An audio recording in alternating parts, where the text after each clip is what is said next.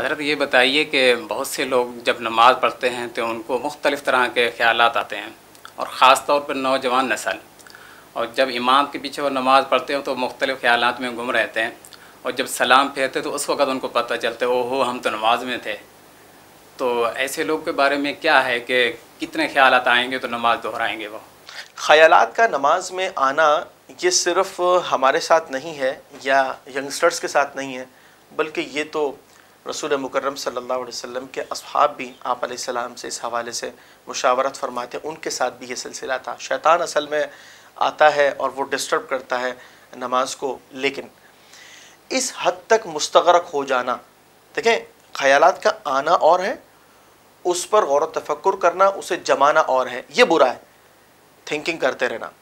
تو خیال اگر نمازی کو آتا ہے اور بالفرض اگر یہ صورتحال ہے کہ اس نے پوری نماز جو ہے وہ خیالات کے اندر ہی گزار دی،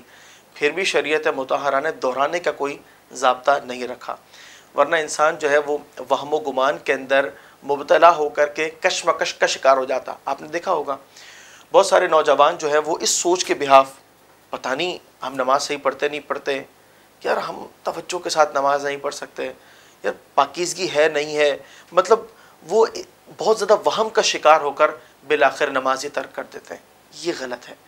ایک مسلمان کو چاہیے کہ اپنی نماز کے اندر کاملیت پیدا کرنے کے حوالے سے خشوع و خضوع اختیار کرے، اس بات کو ذہن نشین رکھے کہ وہ اللہ کے حضور کھڑا ہے،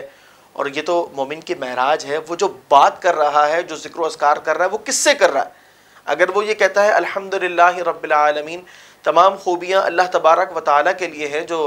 تمام جہانوں کا پالنے والا ہے، وہ کس سے بات کر رہا ہے؟ وہ اپنے رب سے ہم کلام ہے۔